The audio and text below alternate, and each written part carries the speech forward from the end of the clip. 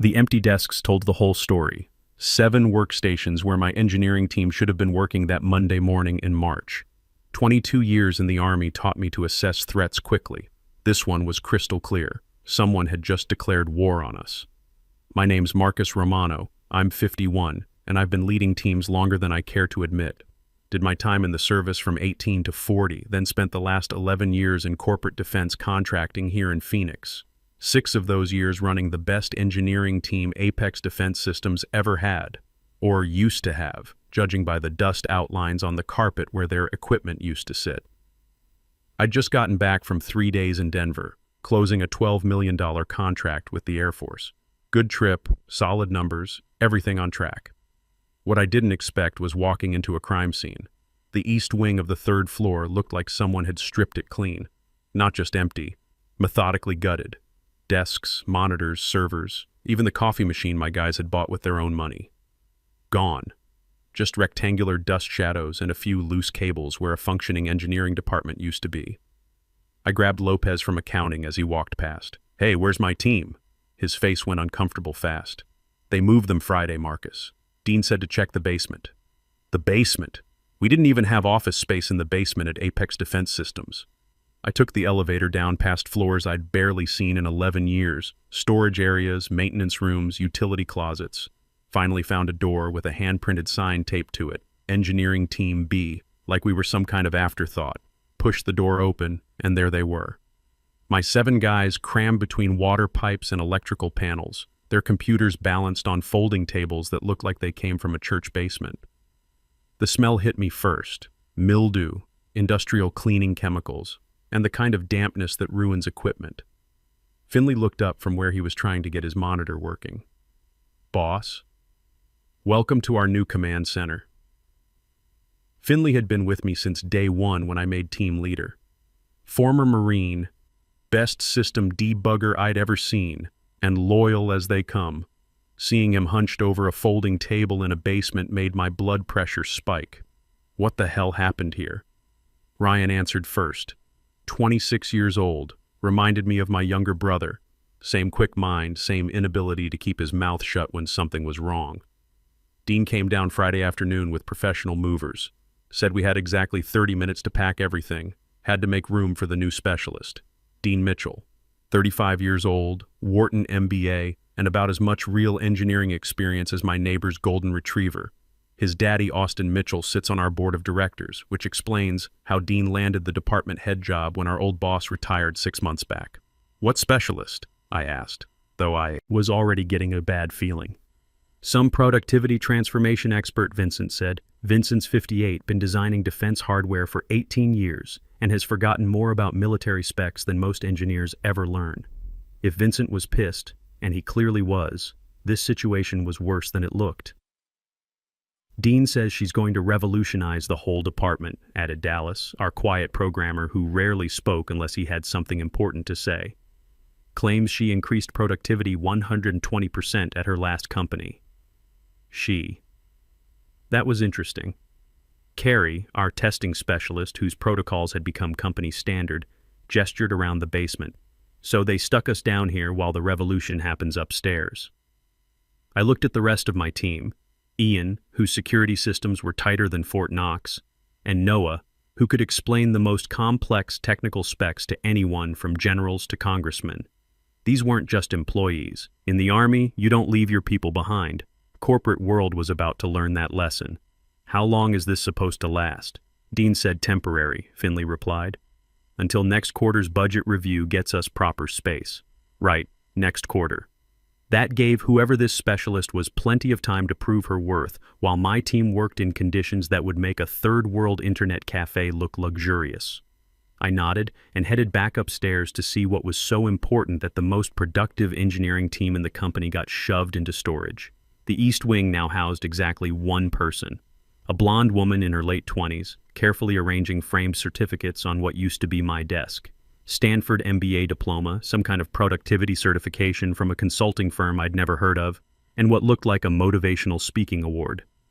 Dean Mitchell hovered nearby like a proud parent showing off his kid's science project. "Marcus!" he called out when he spotted me. Perfect timing. Meet Brooklyn Sanders, our new productivity transformation specialist. Her innovative methods increased output 120% at her last company in just 1 quarter. Brooklyn looked up from her certificate arrangement and gave me the kind of confident smile that usually preceded bad PowerPoint presentations. Nice to meet you, Marcus. Dean's told me so much about your team's traditional approaches. Traditional approaches. Right. Great to meet you too, Brooklyn. Where exactly is my team supposed to work while you implement these innovations? Dean waved a hand dismissively. They're fine downstairs. Just a temporary adjustment while Brooklyn establishes her baseline metrics and develops implementation strategies. And when does this temporary situation end? Well, that depends on how quickly the team adapts to the new methodologies. Brooklyn's smile never wavered. Change can be challenging for people who've been doing things the same way for years. Years. Like that was a bad thing, like consistency and results didn't matter. I nodded politely, said something about looking forward to seeing her work, and went back to the basement. My team was still trying to make the best of their situation, but the frustration was obvious. Water was dripping from an overhead pipe into a bucket near Finley's makeshift workspace. The Wi-Fi signal cut out every few minutes. One bathroom behind a shower curtain for 7 grown men. 18 years with this company, Vincent muttered, adjusting his monitor for the 3rd time. This is how they treat experienced engineers. I looked at their faces. These men had followed my leadership through impossible deadlines, complex projects, and budget cuts. They'd trusted me to protect their interests, and I'd failed them. That's when I made the decision that would change everything. Pack your bags, I said quietly. 7 pairs of eyes locked onto me. Not just for down here. Everything. Personal files, contacts, project documentation. Keep it quiet, but start gathering anything you might want to take with you someday. They stared at me for a moment. Then Finley nodded slowly. Roger that, boss. In the Army, when someone declares war on your people, you don't retreat. You regroup, gather intelligence, and plan your response. Brooklyn Sanders and Dean Mitchell had just made the biggest tactical error of their careers. They'd forgotten they were dealing with soldiers. 22 years in the Army teaches you that good intelligence wins wars before the first shot gets fired. While my team worked in their basement exile, I started making phone calls. The first call went to Jake Peterson, my old Army buddy who now ran corporate security for a firm in Scottsdale. Jake, I need a background check, completely legal, all public records. What are we looking at, Marcus? Brooklyn Sanders. Claims to be a productivity transformation specialist. Says she increased output 120% at her last company. Give me 48 hours. The second call was more important. Talia Martinez, CEO of Patriot Technologies.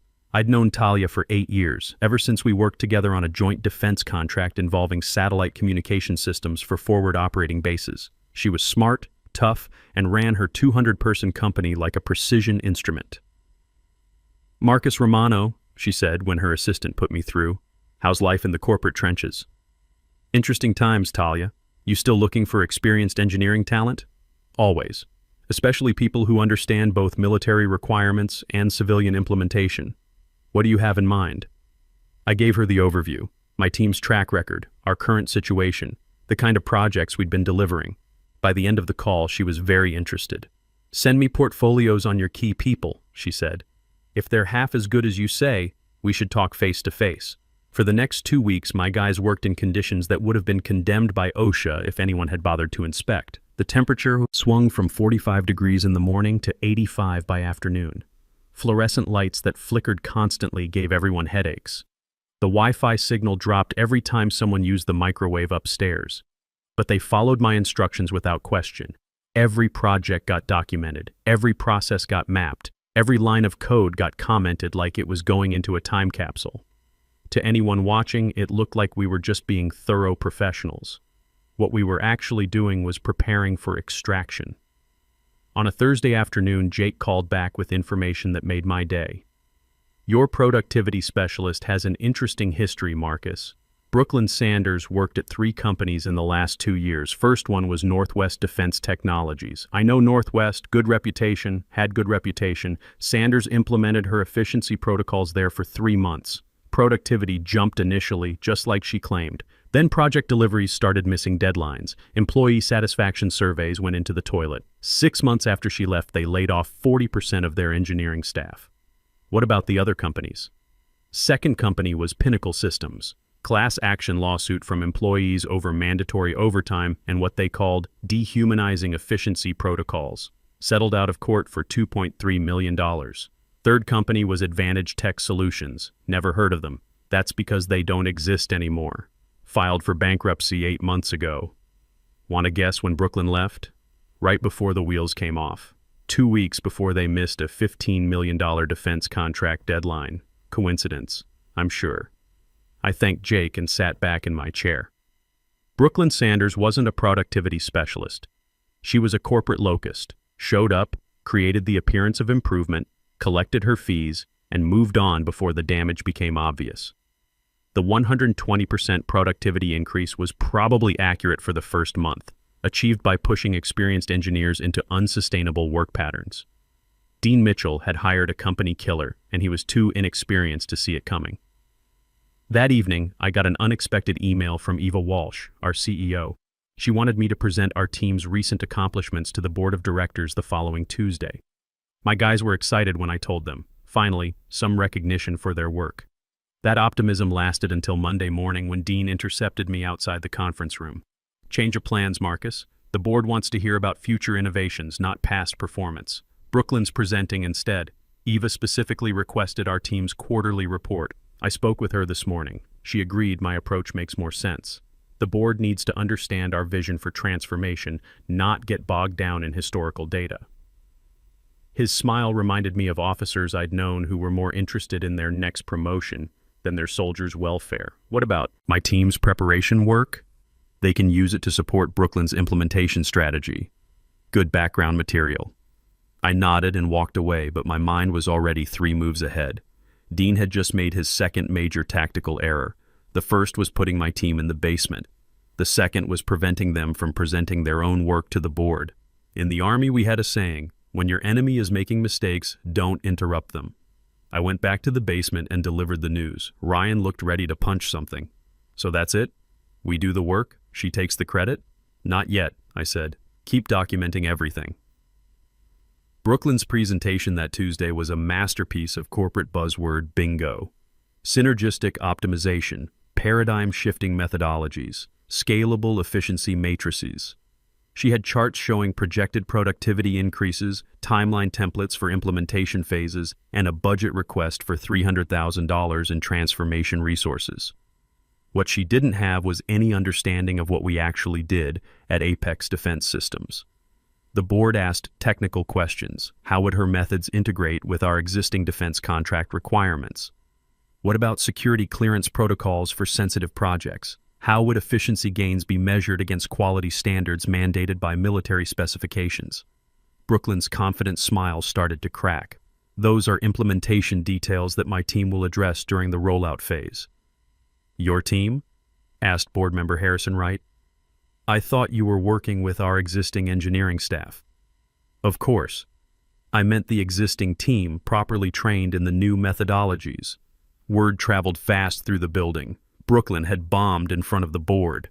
Dean tried damage control afterward, promising that my team would implement the concepts once we embraced the change management process. That afternoon, Dean visited our basement looking like a man who'd bet the farm on a horse that had just pulled up lame.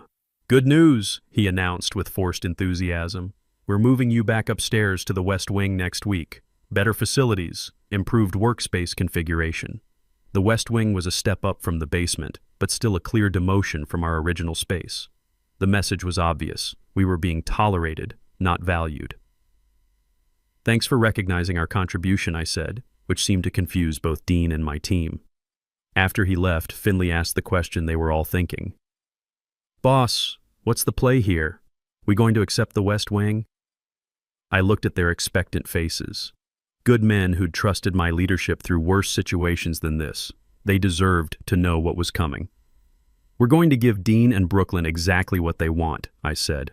Complete implementation of their transformation strategy. Ryan frowned. That doesn't sound like a win, Marcus.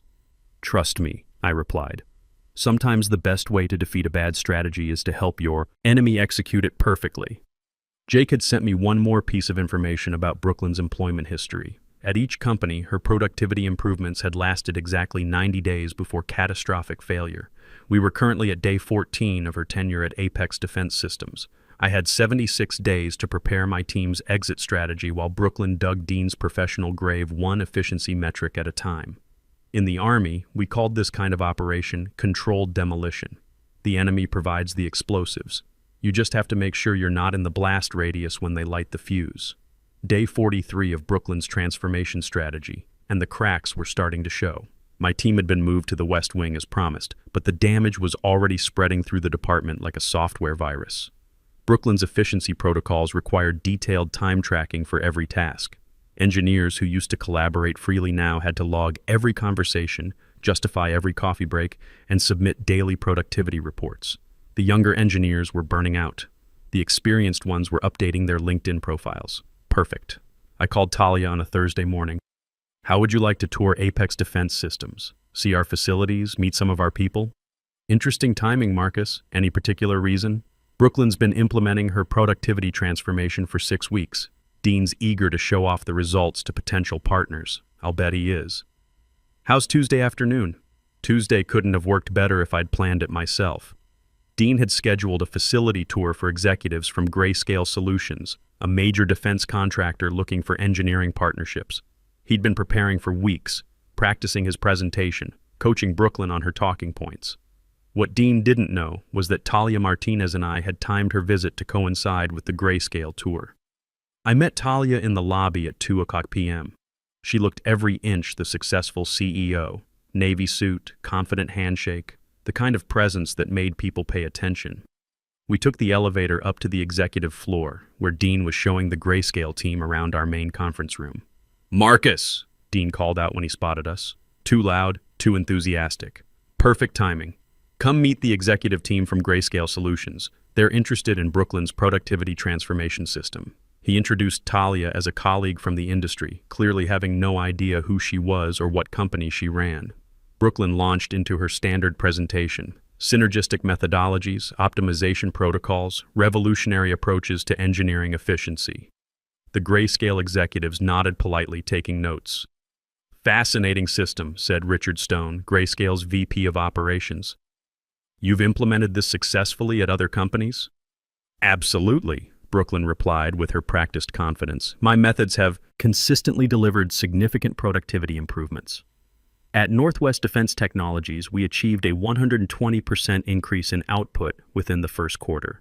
That's when Talia spoke up for the first time. "I'm sorry, did you say Northwest Defense? That's interesting. I serve on their advisory board. We never recorded productivity improvements during your tenure. In fact, our quarterly reports showed significant project delays and increased employee turnover." The conference room went silent. Brooklyn's confident smile faltered like a computer with a corrupted hard drive. "There might be some confusion about the metrics," Dean jumped in, sweat starting to show on his forehead. "No confusion," Talia said calmly. "I have the quarterly reports in my office. Northwest Defense laid off 40% of their engineering staff 6 months after Ms. Sanders left. Their largest defense contract was terminated due to missed deadlines. Stone and the other Grayscale executives were already shifting in their seats, glancing at each other with the kind of looks that said this meeting was over. "What about Pinnacle Systems?" I asked, as if I was just curious. "Didn't you work there too, Brooklyn?" Brooklyn's face went pale. That was a different situation. Complex organizational challenges that predated my involvement.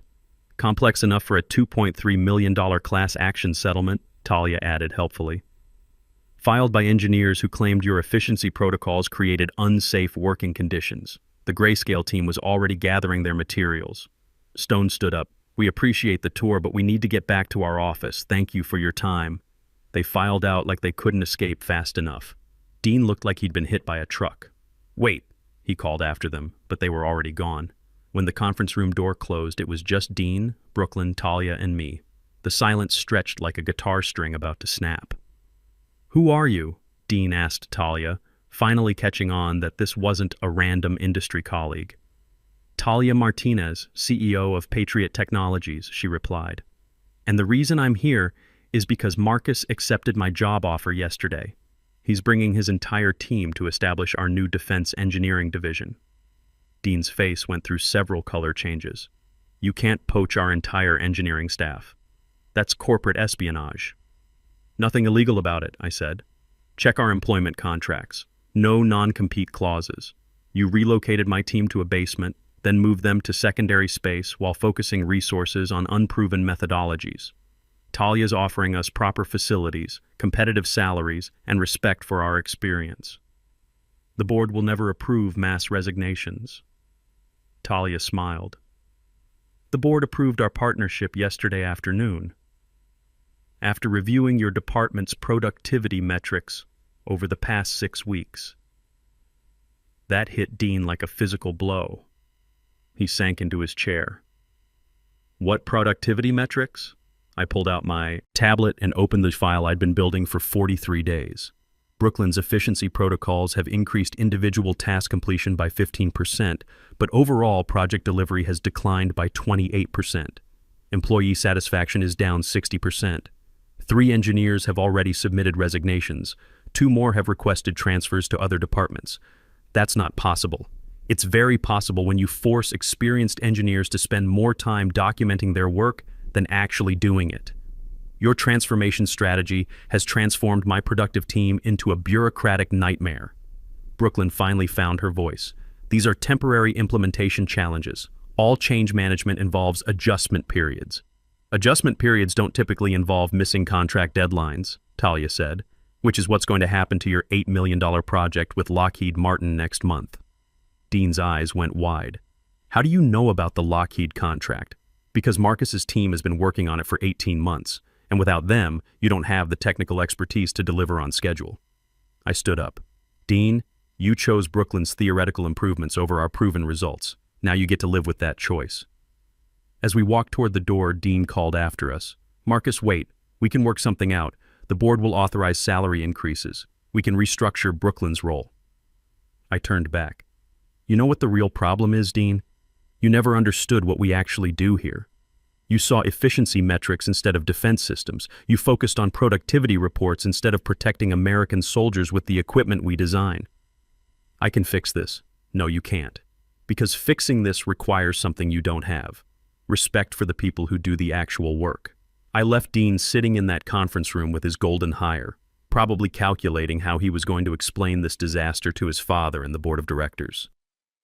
43 days into Brooklyn's transformation strategy, and the only thing that had been transformed was Dean's career prospects. In the Army, we had another saying, tactical superiority beats strategic incompetence every single time. Brooklyn Sanders was about to learn that lesson the hard way. 3 hours after the grayscale disaster, my team and I sat in a Phoenix steakhouse with Talia, celebrating what felt like the end of a very long war. My phone had been buzzing nonstop with calls from Dean, then from Eva Walsh herself. I finally answered when Eva called for the 3rd time. Marcus, I heard about this afternoon from Dean. Is it true your entire team has resigned? That's correct. We've accepted positions with Patriot Technologies. Long pause. I'd like to meet tomorrow morning. Just you. 9:00 a.m. in my office. I'll be there. When I hung up, Finley raised his beer. Think she's going to try to stop us? She can try, I said. But our contracts are solid. Talia's legal team made sure of that. The next morning, Eva Walsh's corner office felt like a courtroom. Floor-to-ceiling windows overlooking Phoenix, mahogany desk that probably cost more than most people's cars, and the kind of silence that made you want to confess to crimes you didn't commit. Eva removed her reading glasses and studied me like I was a technical manual she was trying to decode. I've been reviewing your team's contributions over the past 4 years, Marcus. Consistently excellent work. Delivered on time, under budget, minimal drama. Thank you. My team is exceptional. Which makes me wonder why they're all leaving simultaneously. The basement relocation and Brooklyn's methods seem insufficient to explain a mass exodus. I kept my voice level. It wasn't just the basement, Eva. It was what the basement represented. Dean chose unproven theories over proven results. He valued presentation over performance. And you think I endorsed that approach? You approved Brooklyn's hiring and the budget for her transformation strategy. Eva laughed, but it wasn't a happy sound. Dean presented Brooklyn to the board as a unanimous management recommendation. I was outvoted 3-1 by board members who thought we needed fresh perspectives and innovative approaches. She slid a folder across the desk. This is what I'm prepared to offer to keep your team here. New department reporting directly to me. Complete autonomy over project assignments and methodology. I opened the folder and felt my breath catch. The terms were exceptional. Better salaries than Talia had offered, significant budget authority, and something I'd never had at Apex. Real decision-making power. Why now? Why not 6 months ago when Dean started making changes? Politics, she said simply. I couldn't undermine a board decision publicly. But yesterday's events changed the dynamics considerably. You're using our resignation to restructure the department. I'm using Dean's failure to fix problems that should have been addressed months ago. Mutual benefit, Marcus. You get what your team deserves. I get to clean house without looking like I'm second-guessing the board. I studied the offer. Everything my team had worked toward for years, handed to us on a silver platter. But something didn't sit right. What about Brooklyn? Her contract terminates today. Grayscale called this morning to cancel their partnership discussions. That was the final straw for the board. And Dean, reassignment to business development, face-saving lateral move that removes him from engineering oversight. I closed the folder. I need to discuss this with my team. Of course. But I need an answer by end of day. Back at Patriot Technologies, where my team was already settling into temporary workspace, I delivered the news. The reaction was immediate and divided. They only want us now that we're leaving, Ian said firmly. Classic corporate panic move. But building something new here with real support, Carrie countered. We wouldn't have to start over somewhere else. Ryan looked conflicted. What about our commitment to Talia? We signed contracts with exit clauses, I reminded him. Legally, we could accept Eva's offer. Vincent, who'd been quiet through the discussion, finally spoke. This isn't about what's best for us professionally. It's about what we can live with personally. That hit the core of it. These men had trusted my leadership through the basement exile, the bureaucratic nightmare of Brooklyn's protocols, and the uncertainty of changing companies. Now they were looking to me for the final decision. I think, I said slowly, we should split up. 7 faces stared at me in shock, not permanently, strategically. 4 of us accept Eva's offer and rebuild engineering at Apex. 3 come to Patriot as planned. We maintain connections, share information, and make sure neither company can take us for granted again. The silence stretched for a full minute. Then Finley started laughing. That's absolutely brilliant, Marcus. We become our own network. Insurance against future Dean Mitchells. The rest of the team caught on quickly. We'd create something unprecedented in the defense industry, a collaborative engineering group that transcended company boundaries. I made 2 phone calls. Both Eva and Talia were surprised by our proposal, but after lengthy discussions, they agreed. Regular collaboration between the 2 teams on select projects, shared resources for major contracts, and protection for all of us against corporate politics. 6 months later, our arrangement had become the subject of case studies at business schools. The collaborative model between traditionally competing companies had increased innovation while reducing development costs. Both Apex and Patriot had seen their stock prices rise 30% since implementation. Dean Mitchell got transferred to business development as promised, a lateral move that everyone understood was actually a demotion. Word through the corporate grapevine was that he spent most of his time trying to rebuild relationships with clients who remembered the Grayscale disaster. Brooklyn Sanders had reinvented herself as a workplace culture consultant and was working for a small firm in Denver. Her LinkedIn profile made no mention of her time at Apex Defense Systems. As for my team, we were no longer in any basement. 4 of us occupied a renovated engineering wing at Apex with windows, proper equipment, and respect. 3 thrived at Patriot Technologies with cutting-edge projects and unlimited coffee. I spent my time building bridges between both groups, consulting on projects that required our combined expertise. Most importantly, we'd created a new model that valued substance over style, experience over innovation, and results over rhetoric. The kind of workplace where what happened to us could never happen to anyone else. The best revenge isn't destroying your enemies, it's building something so much better than what they offered that their approach becomes obviously inferior by comparison. Sometimes the strongest response to betrayal isn't retaliation, it's transformation. We didn't just get our respect back, we changed the entire game.